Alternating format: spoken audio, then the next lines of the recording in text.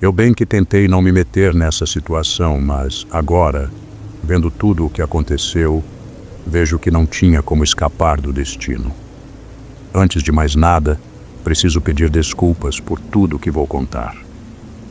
Sei que a história pode se alongar, mas há muito que preciso pôr em palavras.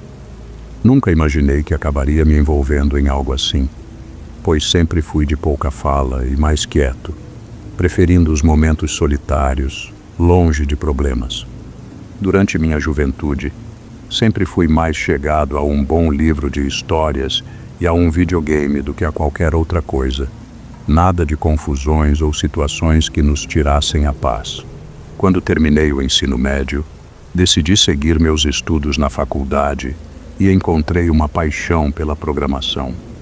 Com o passar dos anos, fui me aperfeiçoando e consegui um bom emprego em uma pequena empresa que desenvolvia jogos digitais.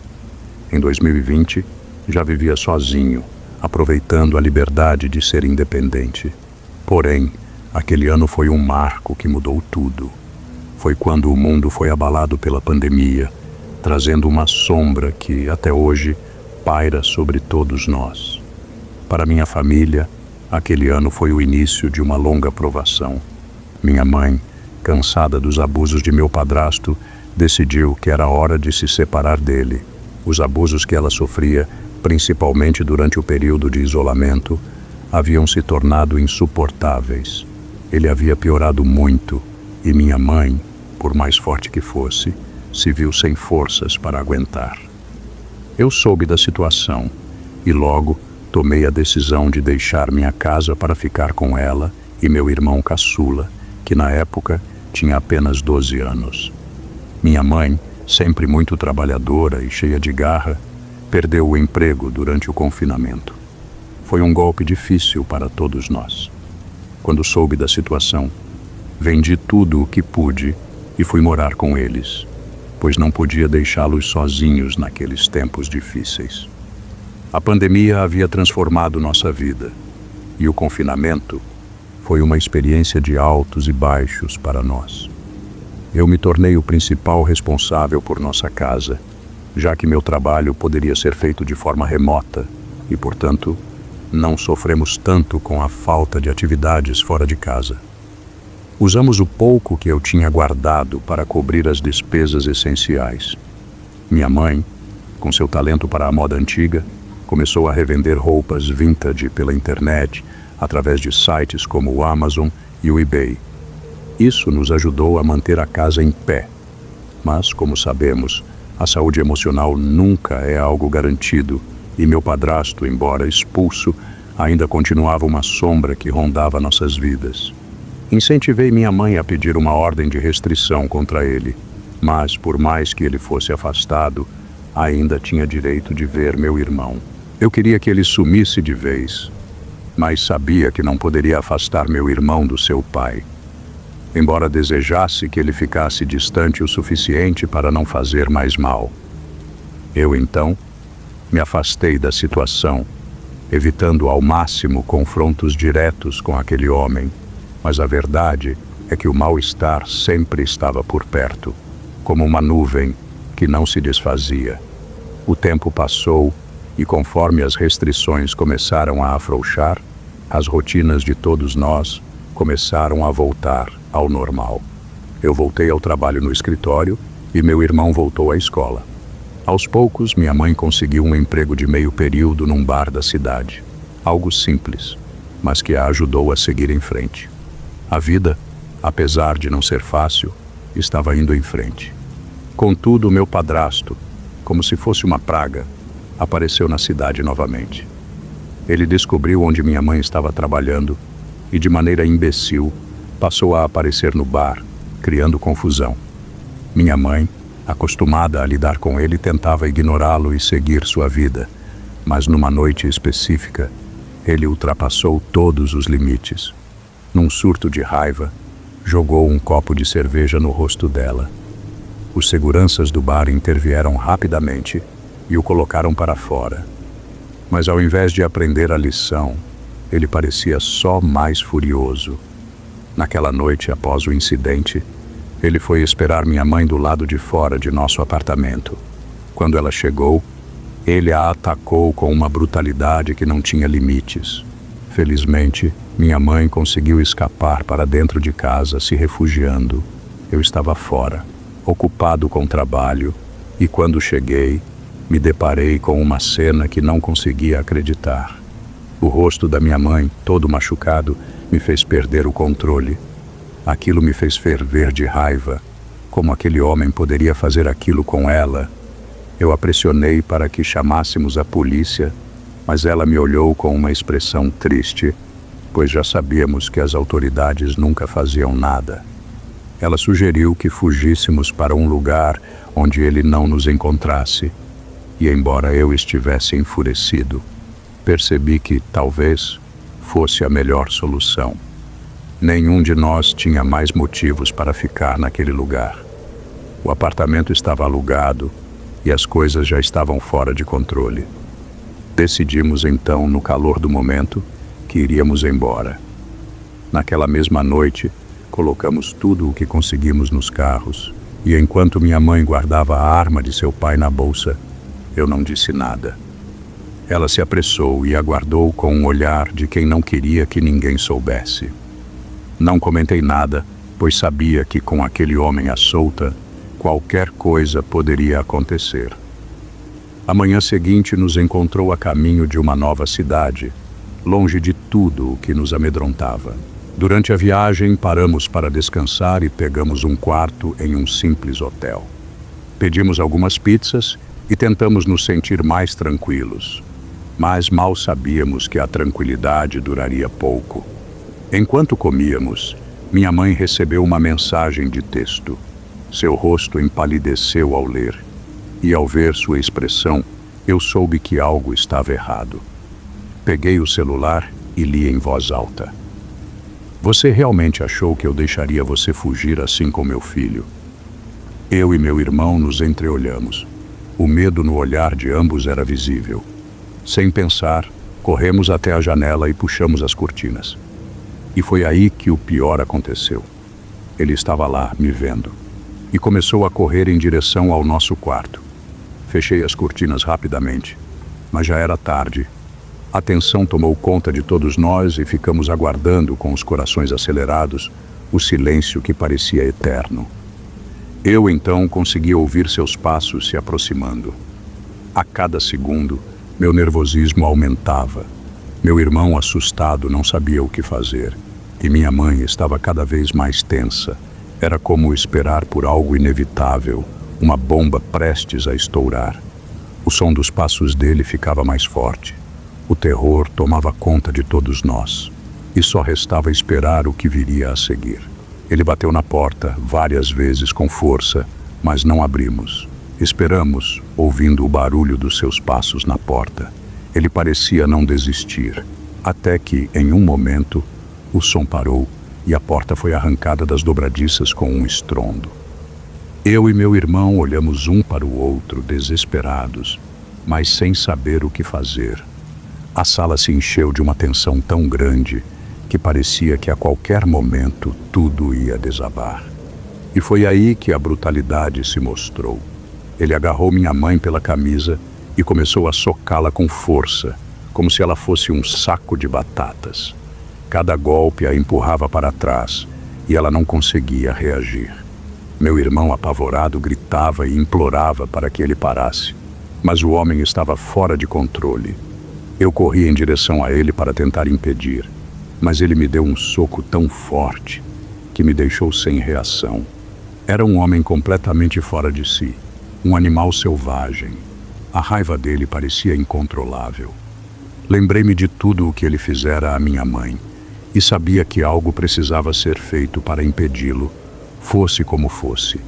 O desespero tomava conta de mim e minha mente só sabia uma coisa: eu precisava agir. Eu não pensei. Não havia mais tempo para hesitar. A única coisa que importava era salvar minha mãe. Corri até a bolsa dela e, com as mãos trêmulas, peguei o revólver. O disparo soou abafado, mas forte o suficiente para fazer o corpo do meu padrasto parar por um momento. Ele me olhou, surpreso, como se não acreditasse no que estava acontecendo. Com um leve tropeço, ele caiu para trás.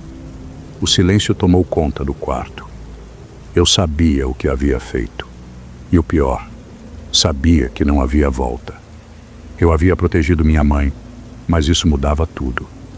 Cautelosamente, passei por cima do meu irmão, que estava de joelhos no chão, em choque, e fui até meu padrasto. Chutei seu corpo, procurando sinais de vida, mas ele não reagiu. Então, olhei para minha mãe, caída no chão, inconsciente. Ela estava pálida, e o que me apertou o coração foi perceber que, em sua expressão, havia mais dor do que eu imaginava. Apressado, peguei o telefone e liguei para os serviços de emergência. Eles chegaram rapidamente. A ajuda estava chegando, mas tudo parecia distante, como se o tempo estivesse se arrastando. O médico, ao ver minha mãe, disse que ela estava viva, mas a situação era grave. Fraturas no rosto, no crânio e um inchaço no cérebro. O risco de perder um dos olhos era real, mas ela havia sobrevivido ao ataque. Enquanto a operação acontecia, a polícia me interrogava. Eles sabiam que o que fizera não tinha sido por impulso, mas sim por necessidade. Eu sabia que as autoridades, apesar de tudo, me veriam como alguém que agiu em legítima defesa, mas isso não tirava o peso do que acontecera. Minha mãe foi para a UTI. Eu fiquei ao lado dela, esperando e torcendo para que tudo saísse bem. Quando ela finalmente saiu da sala de cirurgia, parecia outra pessoa, com a cabeça enfaixada, tubos saindo de todos os lados, mas viva. Ela me olhou, reconheceu, mas as palavras pareciam distantes. Meu irmão estava lá também, em choque, sem saber o que fazer. A expressão dele triste foi um soco no estômago. A recuperação foi longa. A cada dia minha mãe mostrava sinais de melhora, mas também de muita dor. Tive de acompanhar cada passo, mas ao ver sua força me senti mais confiante de que a vida poderia de alguma forma voltar ao normal. Aos poucos meu irmão também foi se recuperando emocionalmente. Já não mencionava o homem que tanto os havia maltratado. Eu consegui um novo emprego, bem remunerado, o que permitiu cobrir as despesas médicas e retomar a vida de alguma forma. Tudo estava melhor do que antes, mas o peso do que aconteceu jamais desapareceria completamente. A justiça foi feita. A polícia, ao avaliar o caso, reconheceu que minha ação foi necessária. Nenhuma acusação foi feita contra mim, embora eu soubesse que ninguém sairia sem cicatrizes disso tudo. Mas o mais importante, minha mãe estava viva e bem. E agora, com um pouco mais de paz, seguimos nossas vidas, com um passado sombrio, mas a esperança de que os dias difíceis finalmente ficaram para trás.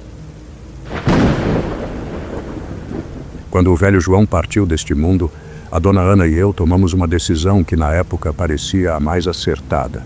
Convidamos a minha mãe, dona Antônia, para viver conosco junto das nossas duas crianças pequenas.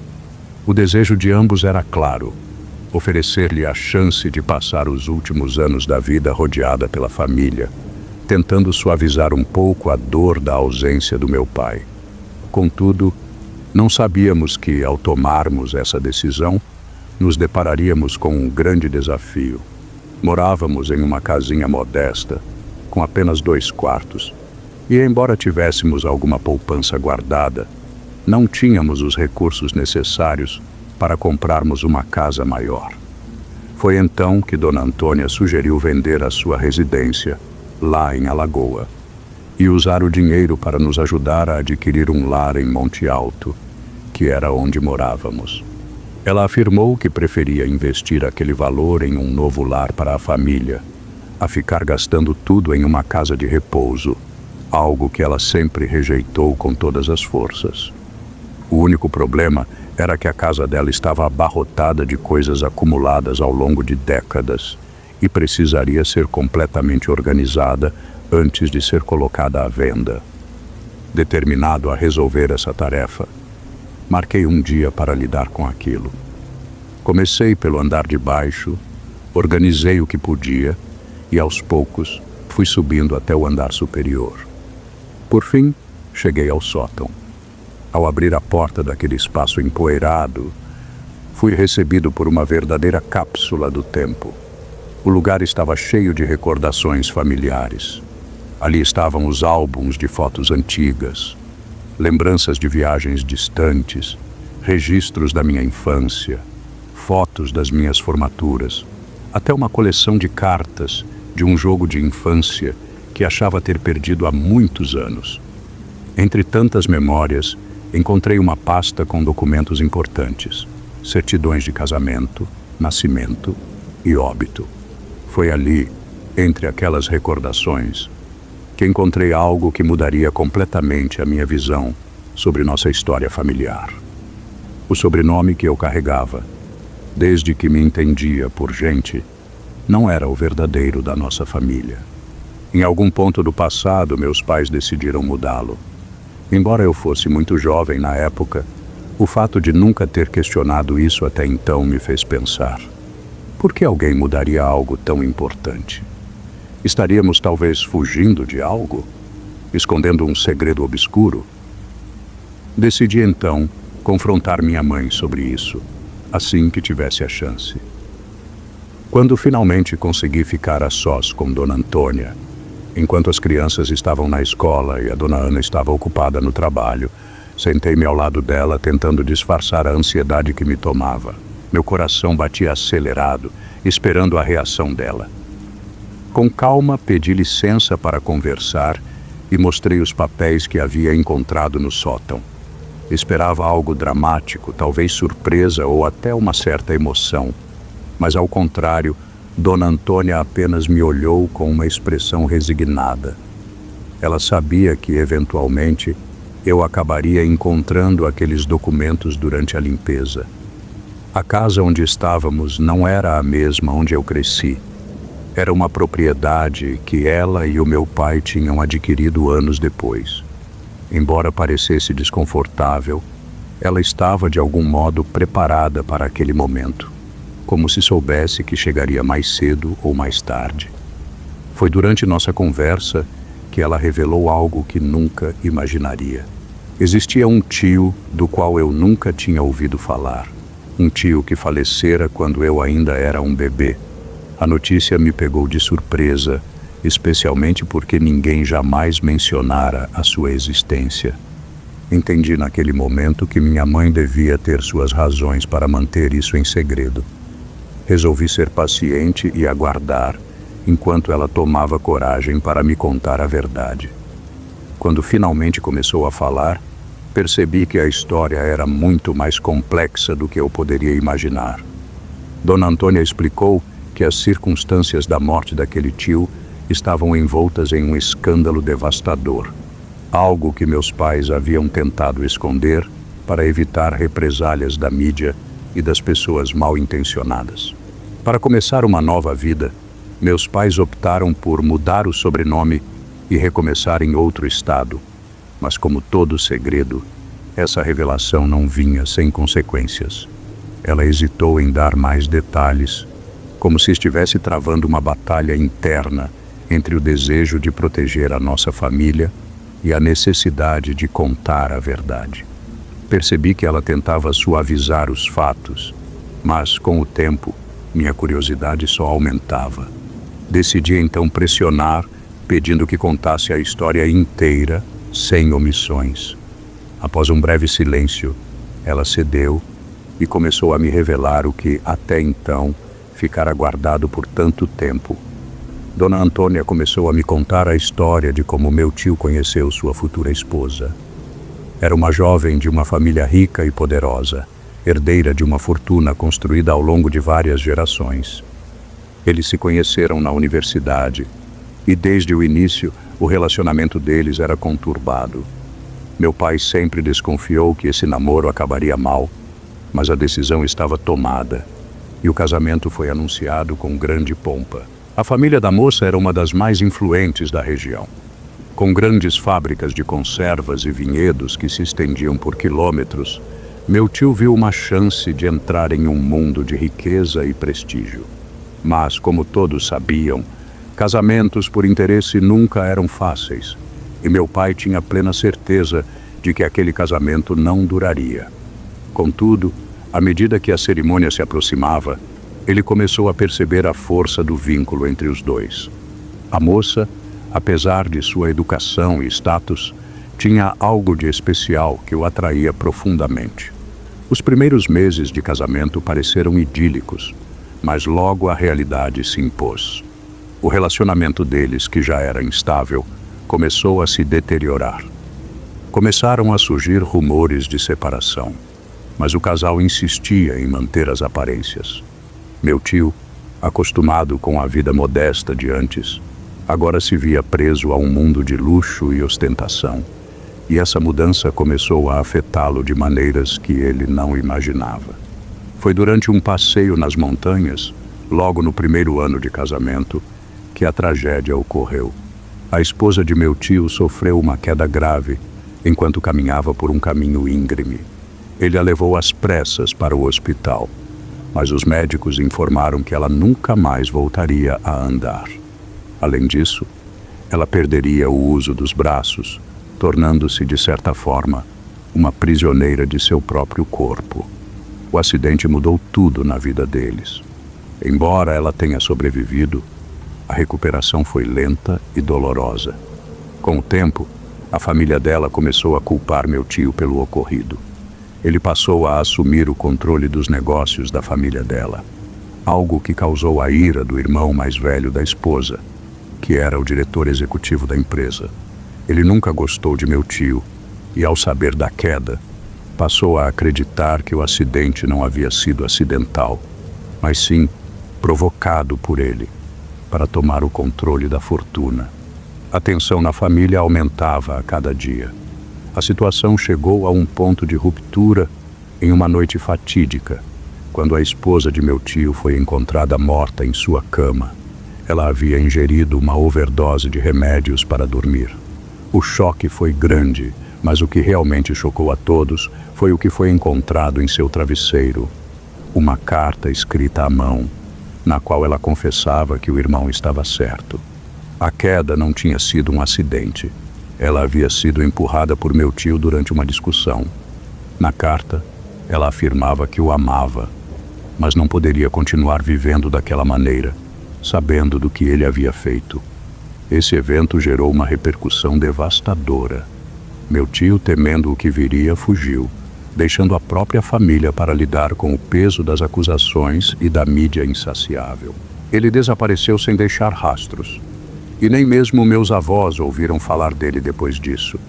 A família de sua esposa estava convencida de que ele estava sendo escondido por nós, o que levou meus pais a tomarem a difícil decisão de mudar de identidade e começar uma nova vida em outro estado. Quando ouvi toda essa história, não conseguia acreditar que um simples sobrenome tivesse escondido tanto sofrimento, segredos e decisões dolorosas. 4 anos depois, meu tio foi localizado no Havaí, onde vivera com uma nova identidade. Mas no mesmo dia em que foi encontrado, morreu de maneira curiosa. A notícia de sua morte, após tantos anos de silêncio, não fez mais do que confirmar que aquele segredo jamais deveria ter sido guardado. Confrontei minha mãe, perguntando por que nunca me haviam contado tudo isso. Ela explicou que pensavam em me contar quando eu estivesse pronto, mas, com o tempo, a revelação foi adiada. O medo de que a verdade pudesse destruir a imagem idealizada da família os impediu de falar antes. Eles temiam que essa história causasse traumas desnecessários, e embora eu estivesse abalado, comecei a compreender as razões deles. Hoje, com o olhar de um pai, consigo entender a complexidade da decisão dos meus pais. Às vezes, é preciso proteger os filhos de algo que é pesado demais, algo que poderia torná-los adultos antes do tempo, levando-os a carregar cicatrizes emocionais por toda a vida. Eu mesmo vi isso acontecer ao longo da minha infância, com amigos e parentes, mas, com o tempo, Aprendi que, embora o silêncio possa ser uma forma de amor, enfrentar a verdade, por mais dolorosa que seja, é o primeiro passo para a cura. Compreendi que, embora minha mãe e meu pai quisessem proteger a nossa família, esse segredo, embora cheio de boas intenções, acabou se tornando um peso, mas por fim, é na dor que crescemos. E ao aceitar os erros do passado, podemos seguir em frente com mais força e compreensão. O peso da verdade, ainda que pesado, deve ser carregado. Eu me senti tensa. O ambiente, sem janelas, sem qualquer vestígio de luz natural, parecia estar me engolindo.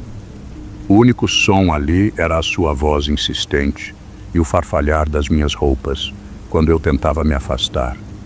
Ele me indicou para ficar mais próxima de uma parede e, com a sua voz cada vez mais fria e autoritária, pediu para que eu olhasse para a câmera com um olhar mais profundo. Mas eu sabia que algo estava errado, muito errado. Eu aposto que já ouviu falar de histórias sobre madrastas cruéis que tratam os enteados como inimigos, mas o que vivi não segue esse padrão. Na verdade, o tormento vinha de onde menos se poderia imaginar, de minha própria mãe. Desde muito jovem, percebi que precisava fugir daquela casa. O abuso emocional e físico que eu suportava já havia ultrapassado todos os limites do que seria tolerável. Chegou um momento em que eu simplesmente não conseguia mais respirar naquele ambiente sufocante. A gota d'água veio numa noite em que ela me acusou injustamente de roubar algo que eu nunca sequer toquei. Depois de horas me gritando e me humilhando, ela finalmente adormeceu, exausta. Foi então que reuni toda a coragem que pude encontrar para abrir o cofre escondido no quarto dela. Peguei algumas joias valiosas e desapareci na escuridão da noite, prometendo a mim mesma que nunca mais voltaria para aquele inferno. Sabia que havia uma chance de ela mandar alguém atrás de mim, mas isso não seria por preocupação com meu bem-estar. Afinal, sempre fui sua válvula de escape para toda a raiva e frustração que carregava dentro de si. Nasci em um casamento sem amor, fruto de uma união fria e calculista entre meus pais. Ela se casou com meu pai apenas pelo status e pelo dinheiro, sem um pingo de afeto envolvido. Crescendo, pude sentir claramente o vazio e o ressentimento entre eles. Para ela, eu nunca fui realmente sua filha. Eu era apenas um lembrete constante do homem que ela desprezava profundamente. Minha mãe nunca escondeu o quanto me via como um peso. Tudo o que meu pai fazia que a irritava, ela descontava em mim. As punições eram severas e frequentemente sem motivo aparente. Ela me agredia verbal e fisicamente, transformando minha infância em um pesadelo interminável. Eu passava os dias tentando ser invisível, mas isso nunca funcionava. A cada discussão entre ela e meu pai, me tornava seu alvo principal. Por 15 longos anos, esperei que algo mudasse, que ela finalmente reconhecesse que também éramos ligadas pelo sangue, mas isso nunca aconteceu. No dia em que decidi que já bastava, tomei uma decisão drástica. Esperei até que ela estivesse profundamente adormecida. Peguei as chaves do cofre cuidadosamente escondidas e, com o coração martelando no peito, roubei o conteúdo que estava lá dentro. Uma pequena fortuna em joias. O suficiente para começar uma nova vida longe do inferno que eu conhecia. Assim que deixei a casa, me dirigi a uma loja de penhores de esquina. Troquei as peças por dinheiro vivo e comprei uma passagem de ônibus para outro bairro. Não conhecia ninguém ali, mas consegui um lugar num abrigo para pessoas sem teto, onde passei quase 12 meses tentando me reerguer. Durante esse tempo, conheci outras pessoas que, assim como eu, estavam lutando para sobreviver. Entre elas havia uma jovem chamada Camila, que havia fugido de casa para escapar dos pais adotivos. Embora nossas histórias fossem diferentes, compartilhávamos uma dor semelhante. Camila tinha uma força silenciosa que me inspirava. Ela me ajudou a enxergar que eu não estava sozinha e que havia esperança, mesmo nas circunstâncias mais sombrias. Quando Camila completou 18 anos, conseguimos juntar forças para alugar um pequeno apartamento em um bairro modesto. Também consegui um emprego em um supermercado local, trabalhando longas horas para garantir nosso sustento. Foi durante esse tempo que comecei a notar um café do outro lado da rua. Sempre que podia, observava discretamente o movimento lá dentro. Um dia, vi um homem alto, de cabelos escuros e presença marcante. Ele parecia irradiar uma energia diferente, algo que despertou algo profundo dentro de mim. Havia algo em seus gestos, na maneira como ele sorria para os clientes, como os copos de café eram servidos com tanto cuidado, que me fez sentir uma leveza rara em meio ao caos da minha vida. Eu me peguei olhando fixamente para ele até que, num momento inesperado, nossos olhares se cruzaram. Seu sorriso foi como um raio de luz em meio à escuridão que eu carregava há anos. Aquela breve troca de olhares acendeu algo em mim que eu nunca tinha sentido antes. Decidi que precisava vê-lo novamente. Ajustei minhas rotinas para coincidir com as dele e passei a chegar mais cedo ao trabalho só para observá-lo. Esses encontros rápidos se tornaram o ponto alto dos meus dias. Cada sorriso que ele me lançava parecia trazer um pouco de leveza ao peso que eu carregava. Pela primeira vez, senti que havia uma centelha de esperança em meio ao caos que havia sido minha vida. Mas o destino tem um jeito peculiar de brincar com nossas emoções. Um dia, enquanto eu esperava ansiosamente para ver o barista, notei que ele não estava sozinho. Uma mulher desconhecida estava ao lado dele e algo nela me pareceu familiar. No início, achei que talvez ele tivesse se atrasado ou algo assim. Mas conforme o tempo passava, percebi que ele não apareceria mais. Mais tarde, enquanto eu trabalhava no caixa do supermercado, vi a mesma mulher novamente. Ela estava flertando descaradamente com ele e, então, meu coração paralisou. Era minha mãe. Ver minha mãe beijando apaixonadamente o homem por quem eu começava a nutrir sentimentos foi como levar um soco no estômago. Meu mundo desabou naquele instante.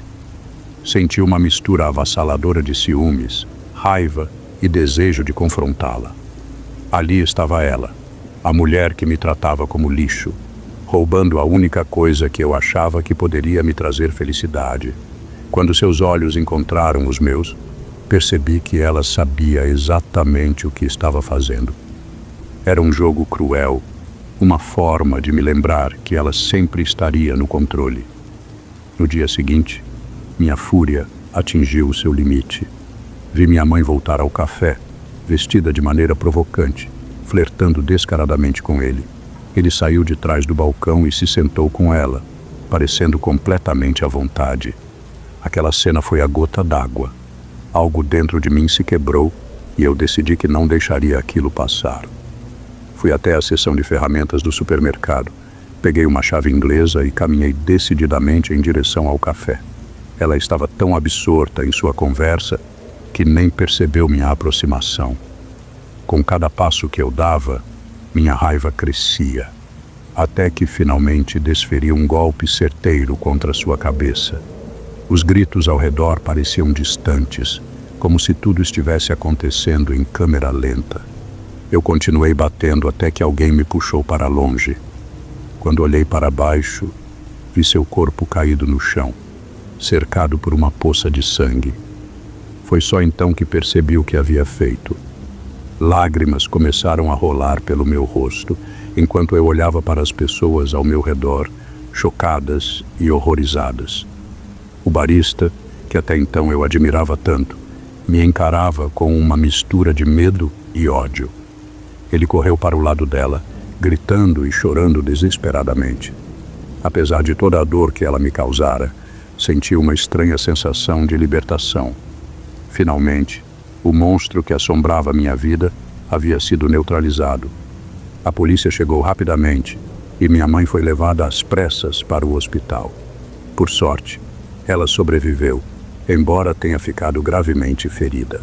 Durante o interrogatório, o detetive me olhou com uma expressão que misturava incredulidade e pena. Minha mãe, surpreendentemente, decidiu não me denunciar. Talvez porque temesse que eu revelasse os segredos sombrios de nossa família ou arruinasse sua imagem perfeita diante de seus amigos influentes. Em vez disso, ela preferiu me pintar como uma pessoa instável, vítima de uma crise emocional ou até mesmo de drogas. Mas isso não importava mais para mim. Nunca mais voltei para aquela casa e nem pretendo fazê-lo. Hoje, moro em outra cidade com Camila, minha amiga e companheira de jornada. Retomei meus estudos e comecei a fazer terapia para curar as feridas que ainda carrego. Nas sessões, aprendi a reconhecer os padrões destrutivos que moldaram minha vida e a entender que a violência que vivi não define quem sou. Aprendi a me perdoar pelos erros que cometi e a buscar formas mais saudáveis de lidar com a dor. Embora meu passado seja marcado por dor e sofrimento, estou determinada a construir um futuro melhor. Aprendi que, por mais difícil que seja enfrentar os demônios do passado, é possível encontrar força para seguir em frente e buscar a felicidade que sempre mereci. Esta história, embora dolorosa, é um testemunho de resiliência e da capacidade de renovação que todos nós carregamos dentro de nós. Quando eu tinha por volta de uns 10 anos, comecei a perceber quase sem querer que as visitas à casa de minha avó materna haviam cessado de forma completa. Na época, nem dei muita atenção a isso. Não era algo que me chamasse a atenção de imediato, mas com o tempo notei que aquilo era uma ausência e, quando me dei conta, tentei não pensar muito sobre o que isso significava. Talvez por ser só uma criança, eu já sentia lá no fundo que esse era um assunto que pairava no ar, cheio de um silêncio espesso e de uma dor que ninguém queria tocar. O simples pensamento de que algo tão grave havia acontecido entre minha mãe e sua própria mãe me dava calafrios. Em vez de perguntar ou tentar saber mais, guardei aquilo na parte mais afastada da minha mente, como fazem as crianças com as coisas que não sabem ou não querem entender. No entanto, com o passar dos anos, acabei descobrindo que elas tiveram uma briga feia, uma discussão que cortou qualquer laço entre elas. A relação entre minha mãe e minha avó nunca tinha sido das mais boas, e eu sabia disso, mesmo quando minha mãe ainda era jovem. Mas, sempre que o assunto surgia, ela se emocionava muito, e eu, por respeito e para evitar que ela ficasse mal, não me arriscava a perguntar mais nada. Foi aí que comecei a sentir uma repulsa pela minha avó, embora eu não soubesse exatamente o que ela tinha feito. Ficou claro para mim, no entanto, que ela havia magoado minha mãe de uma forma que não tinha mais volta. Para uma criança, isso é tudo o que é necessário para formar um juízo. Se alguém fosse capaz de fazer tanto mal à minha mãe, essa pessoa não merecia nem o nome de avó. Então, eu a esqueci, sem dar importância ao fato de que ela fosse minha parente. Os anos se passaram, até que em outubro de 2018, eu recebi uma notícia que me fez tremer por dentro. Minha mãe me ligou, com a voz trêmula, para dizer que minha avó estava gravemente doente, com seus dias contados. Ela me disse que, se eu quisesse vê-la antes de que fosse tarde, teria que agir rápido, porque não haveria outra chance. Fiquei completamente desorientado com aquela notícia. De um lado, havia uma obrigação moral de ir até ela, não importa onde estivesse. Mas, por outro lado, como poderia encarar aquela mulher que havia causado tantas feridas em minha família? O pensamento de enfrentá-la, de olhar para alguém que representava tanto sofrimento, me gelava. Então perguntei à minha mãe se ela pensava em visitá-la, para tentar uma reconciliação. A resposta foi negativa. Então, eu quis saber onde minha avó estava e, após uma pausa, Minha mãe me explicou que ela estava em um lugar chamado Tian, em um estado distante. Essa informação me deixou confuso. Uma parte de mim sabia que deveria ir, mas outra me lembrava da dor que ela causou. Como eu poderia enfrentar alguém capaz de ferir tanto minha mãe? Mas, depois de um tempo, decidi que não podia deixar essa oportunidade escapar. Comecei a me preparar para a viagem, tomado por uma mistura de ansiedade e curiosidade. O que eu diria a ela? Como ela reagiria ao me ver? E então, algo dentro de mim, algo que me fazia questionar tudo, me impulsionou a ligar de novo para minha mãe e perguntar, de uma vez, o que era esse tal Tian. Ela hesitou antes de me responder, com a voz carregada de emoção. Foi então que ela me disse, de forma direta, que Tian era uma prisão. Minha avó estava encarcerada. Quando ouvi aquilo, foi como levar um soco no estômago. Fiquei paralisado, sem conseguir dizer uma palavra. Se você já recebeu uma notícia tão impactante, sabe exatamente como me senti naquele instante. Meu cérebro parecia estar processando tudo em câmera lenta, e enquanto tantas perguntas borbulhavam dentro de mim, nenhuma delas saía da minha boca. Finalmente, minha curiosidade me fez pedir para que minha mãe me contasse tudo. E foi aí que ela revelou o segredo sombrio que havia ficado guardado por tanto tempo. Desde pequena, eu sabia que a infância de minha mãe fora um verdadeiro pesadelo. Minha avó, como eu já desconfiava, era o epicentro dessa tempestade. Mas o que minha mãe me contou, naquela tarde, foi ainda mais devastador. Ela nunca usou a palavra psicopata para descrever minha avó, pois achava que seria injusto com quem realmente sofre de distúrbios mentais. No entanto, ao me contar a história, minha mãe disse que o mal que minha avó fez não era fruto de doença mental, mas de pura crueldade. Ela a havia maltratado durante toda a sua infância e juventude, com abusos que iam desde o físico ao psicológico. Somente quando minha mãe se tornou adulta, justo quando eu nasci, é que ela percebeu que não precisava continuar naquele ciclo de dor.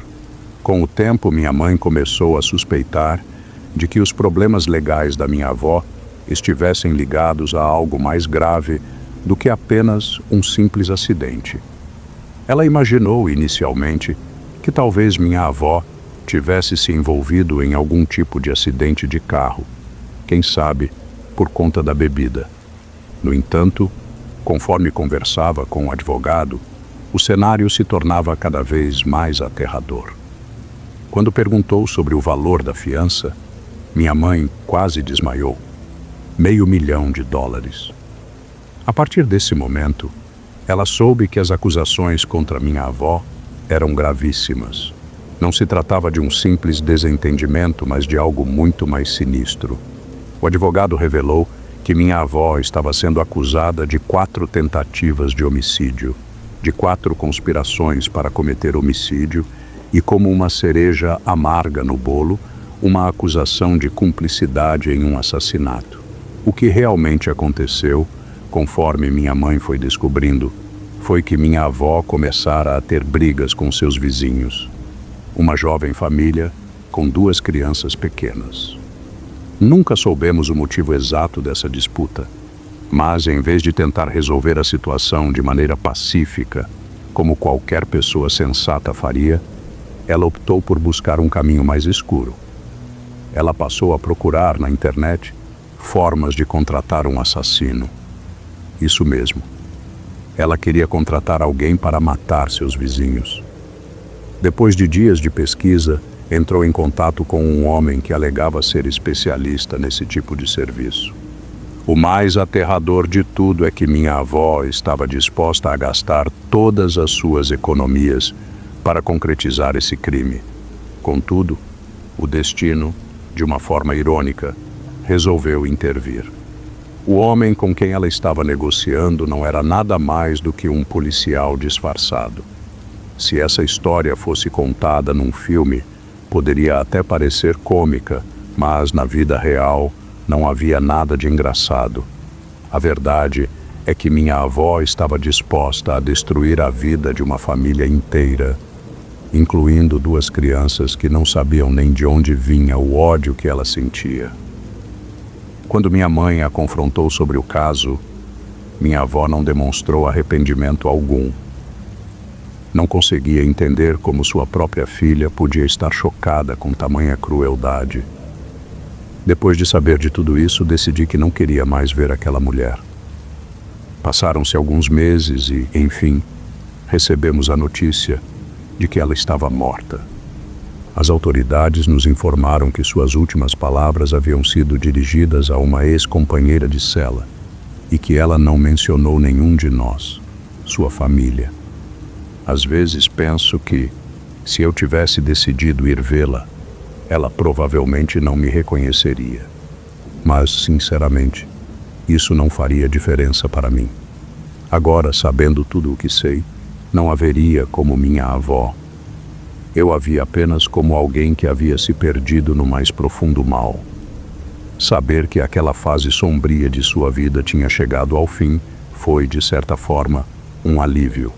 Não porque a morte fosse a resposta para tudo, mas porque ela não teria mais o poder de nos puxar para a escuridão que deixou. O que ficou claro para mim, depois de tudo, é que a dor do passado pode parecer insuperável, mas é possível romper com esses ciclos destrutivos. E foi isso que minha mãe fez. Ela, que sofreu tanto, conseguiu se libertar das correntes do trauma e me ensinou uma grande lição, que apesar de tudo, é possível escolher o amor, a compaixão e não deixar que o ódio ou a vingança nos definam. Hoje, minha vida é uma oportunidade de continuar o trabalho de transformação que minha mãe começou, para que o legado de dor deixado pela minha avó não me defina, nem a minha família.